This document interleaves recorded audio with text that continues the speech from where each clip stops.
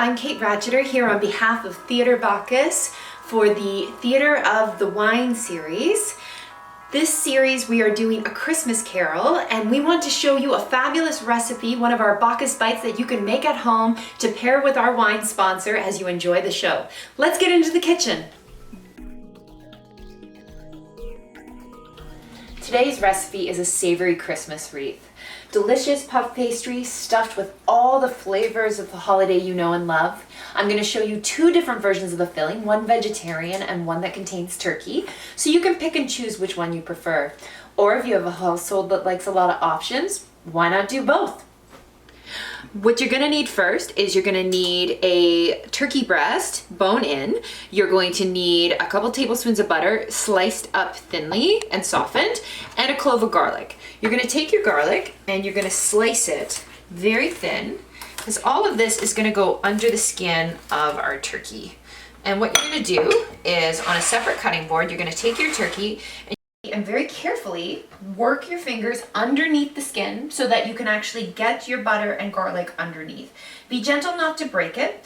The reason we're putting it under the skin is that's going to help give us that beautiful brown skin, as well as turkey tends to be a little bit on the lighter side. So keeping the butter underneath is going to keep it moist. That way that turkey breast comes out really juicy. So now what I'm going to do is I'm going to take my butter and I'm just going to slide those little pads under the skin. And then we're going to be adding in our garlic. And then what we're going to do is we're going to take our baking tray here, place it inside our greased baking tray, and then we're going to tent it with a little bit of tin foil and throw it into the oven at 325. Before you cover the turkey up to put it in the oven, drizzle a little bit of olive oil and sprinkle a bit of salt and pepper on the outside.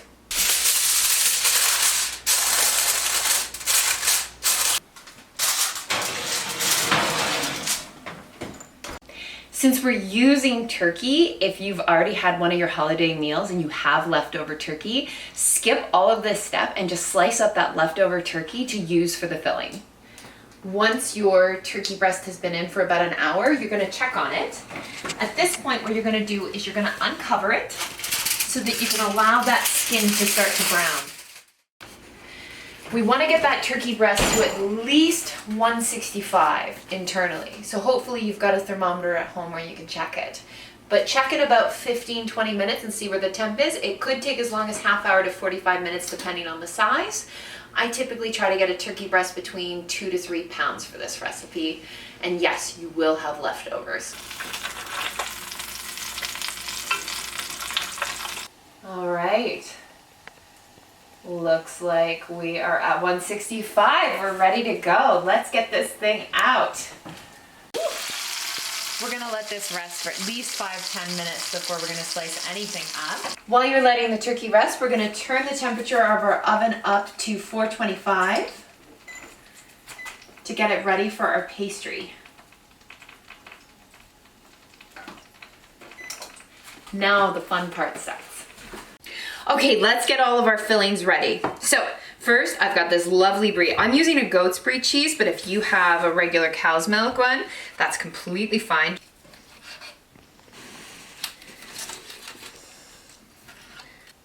Once you're ready to start assembling your holiday wreath, what you're gonna need is an egg to help wash the pastry. You're gonna need 1 sheet of puff pastry and some flour to help with the surface. You're also gonna need some parchment paper ready and your baking surface. You can use a pizza stone or you can use a baking dish, as long as it's the appropriate size for your serving dish. For this part, I really recommend getting your serving tray ready and using that to actually cut out the shape. That way it's actually going to fit to your plate. All right, so what we have here is we have our turkey, we have our brie, and then our cranberry sauce, which we're gonna be using. So it's all those holiday flavors plus some thyme and rosemary. So what we need to do now is we need to flour the surface so that we can assemble our pastry. Make sure to flour the surface really, really well, and get your baking sheet with some parchment paper ready so that it'll be easy to transfer once it's ready to go. Which I've got this lovely sheet of already. I like to use the store-bought stuff. It's way easier than making it myself. I'm gonna apply a little flour on the one side, Make sure my surface is good and covered. Now I'm going to take my rolling pin, also cover it in a little bit of flour, and I'm going to roll this out as thin as I can. And now what you want to do is take the serving tray you're going to use and match up the size. So I'm using this circle here, and I'm just going to press it in to get my initial circle. Here we go. And now what I'm going to do is carefully take my knife, and I'm going to cut along, create my circle for my wreath. And I'm going to take away all the other parts, save that, make yourself some amazing pastry out of that later. And now we're going to take this circle we've made, and we're going to very carefully lift it up off the surface. Make sure it's not sticking. Use a knife to kind of release it if it's a little too pressed down because there wasn't quite enough flour. And then take that and place it on your sheet. Now we're ready for the next step. We're going to take a bowl, and we're just going to press this down into the middle. Now don't press too hard, it's just to give you a guide. You're not going to be cutting this one, very important. What you're going to do instead is you're going to divide that circle in half. Go to the edge of it, then divide it into a quarter. Then divide it into sixths.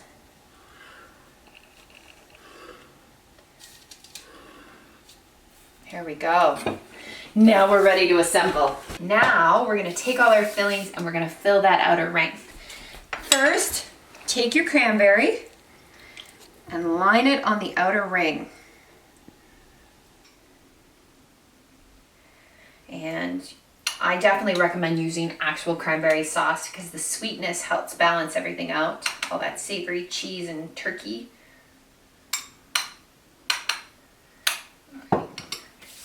Now we're going to add on our turkey. So you're just going to tear it into pieces and just layer that along the outer edge. Make sure to layer it really well. A beautiful turkey we just roasted. Again, you could use leftovers. And then we're going to take our brie and we're just going to run that around the outside. Looking good.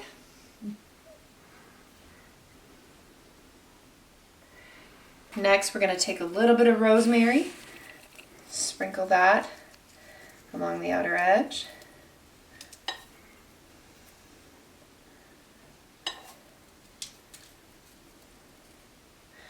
And then finally, a little bit of fresh thyme. I'm just going to tear that off and sprinkle that along the edge as well.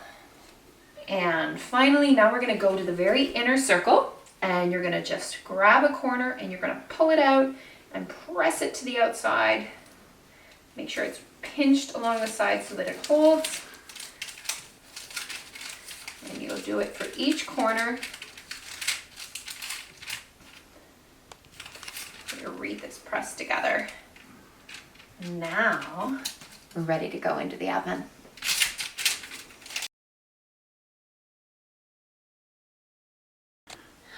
For our vegetarian filling, we're gonna do a fantastic mixture of caramelized onions, which I'm gonna show you to make, spinach, mushroom, bit more garlic, some goat cheese, a bit of balsamic vinegar, and some thyme and rosemary.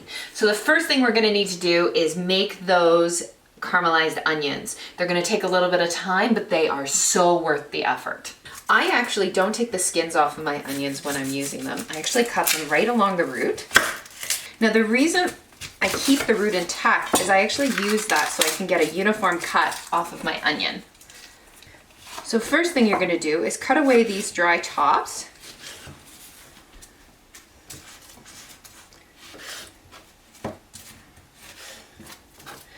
And starting with one onion, you're going to take your knife and you're just going to run it down the middle and create lines. Don't go all the way to the root though.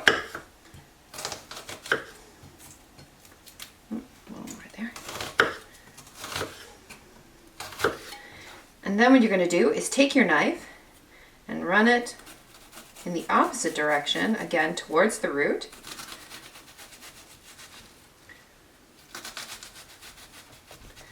And then finally, you're just going to chop.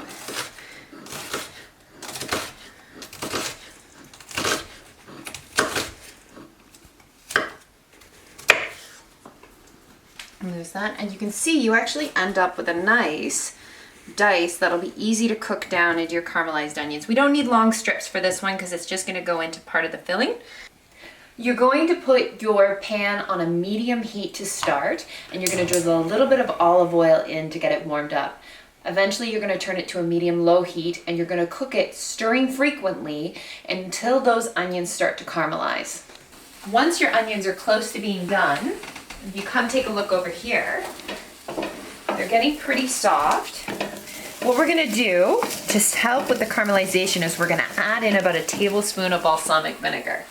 I've got this lovely one. Again, make sure you're set on low. If your pan is too hot, it's going to burn.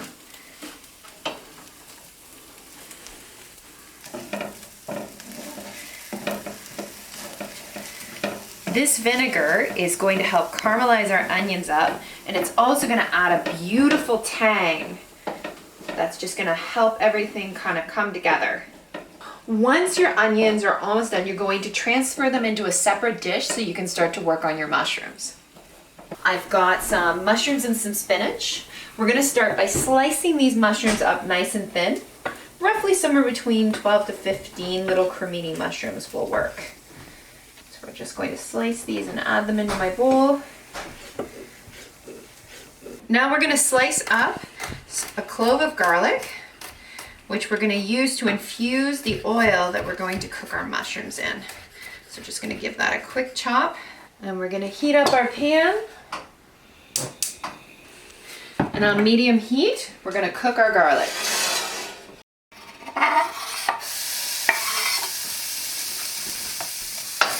You're going to saute your garlic for about a minute.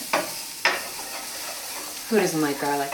And then next, you're going to take your mushrooms, and I always recommend putting them in rounds.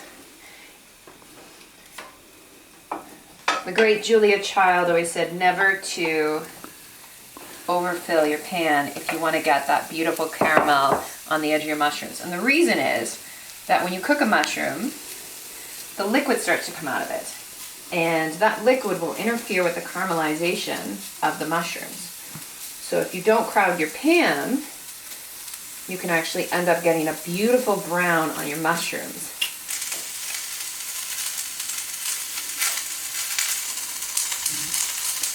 If your pan dries out a little bit, just add a little extra olive oil in.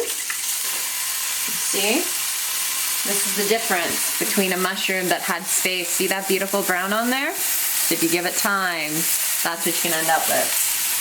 Take the mushrooms you just cooked, transfer them into a bowl, and then do the next round. Transfer them to our bowl with the rest of their friends. In the same pan you just cooked your mushrooms in, add a little bit more olive oil back in while the pan is still warm, and add your spinach in.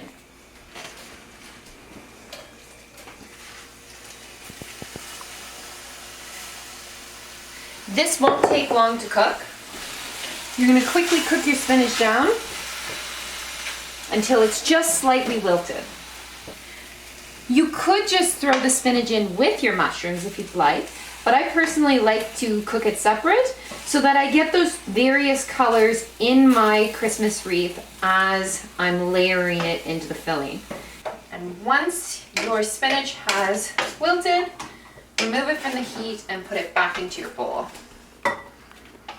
And now you should have some wilted spinach, our lovely caramelized mushrooms, our caramelized onions, your soft goat cheese ready to crumble, some dried rosemary, and a little bit of fresh thyme. Now that we've got all this ready, we can start assembling. So the first thing you're going to do is take your eggs, if you want to, and you're going to whisk that to use for your egg wash. Set that aside. You should have all your fillings ready. So we've got our goat cheese, our spinach, mushrooms, caramelized onions, and our spices. And what we're going to do now is we're going to lightly flour the surface to help our pastry. Take your pastry if you have this nice sheet here, I'm just gonna lay it out and I'm gonna take a rolling pin that I'm going to lightly flour so that it won't stick. And I'm just going to help flatten this out a little bit. It's good to go nice and thin with your puff pastry because it is gonna puff up, as the name states. And once you've got it nice and flattened out, make it as big as you can to fit your serving dish. Check your serving dish to make sure. So you can see I'm gonna be able to get a nice circle out of that. What I'm gonna do now is I'm actually going to use my serving dish and I'm actually going to press to create my circle. And then, very carefully, I'm gonna use my knife to cut out that circle. All right, peel away the extra. Now what you're gonna do is you're gonna carefully lift this up and you're gonna slide it onto your parchment paper. If it's stuck because you didn't quite put enough flour down, just take a knife carefully underneath to help release it. Once you have it lifted, place it on your parchment paper on your baking surface. If you have a cookie sheet that's wide enough, put it on there. Otherwise, I recommend a flat cookie sheet without a rim, or a pizza stone works really well for this. So you can see from here, I've got my lovely circle. Now what you're gonna do is you're gonna take a bowl and you're gonna place it in the middle so you can create a ring. Now this time you're gonna press like you did the last time. It's gonna be slightly smaller. You're gonna lift, but this time you're not going to cut the circle. What you're gonna do is you're gonna create a 6-piece pie in the middle. You're gonna first cut all the way across. Then you're gonna cut quarters. And then 6, very gently.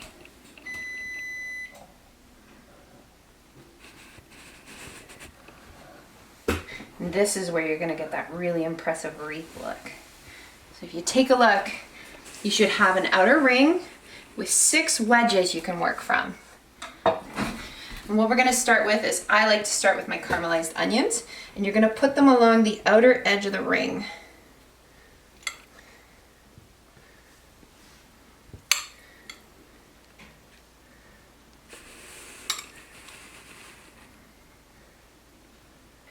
Like to be very generous with my caramelized onions.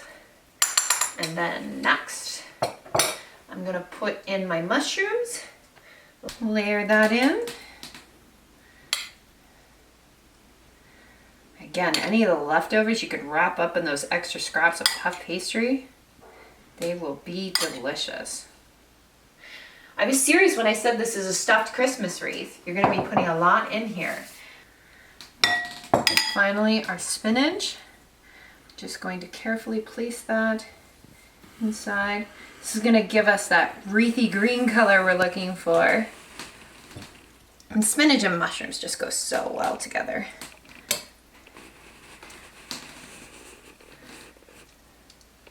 It's starting to look good. And then finally, we're gonna break some goat cheese, and I'm gonna put that on top of there. And that's gonna melt down and bring everything together.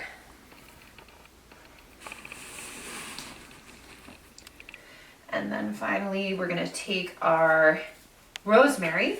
Don't be over the top with the rosemary. It's a strong spice. You wanna not overdo this, but you're gonna take a bit and you're just gonna sprinkle it on top. Just wanna add a hint of it in. And we're gonna take some sprigs of thyme. And then I'm gonna sprinkle that in as well. Thyme is one of those inherently holiday flavors. A lot of your roasted meats use thyme. I'm gonna grab just a little bit more. It is also quite strong like rosemary, so we don't wanna go over the top with it. Just a light sprinkling throughout. And now, here's how we make it look real impressive. What you're gonna do is you're gonna take one of those corners from the middle and you're gonna fold it over top and you're gonna press to the outer edge. And you're gonna do that again with the next one. You can see where we're going with this. Press again. Make sure you pinch it to the base of the other pastry on the other side. Make sure you have a good connecting point so that it holds. Give it a good pinch. 3 more. Wrap it around. And so you get this beautiful kind of pastry shape. Look at that. You're like the pros now. Looks like something you'd get in the store, and you made it all yourself. And then we're going to take our egg wash, and we're just going to brush the top of our pastry.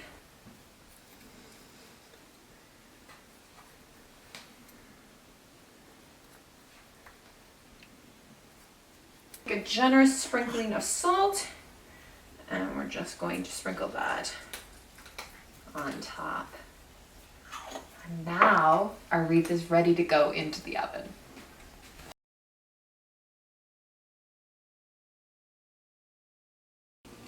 I think it's ready.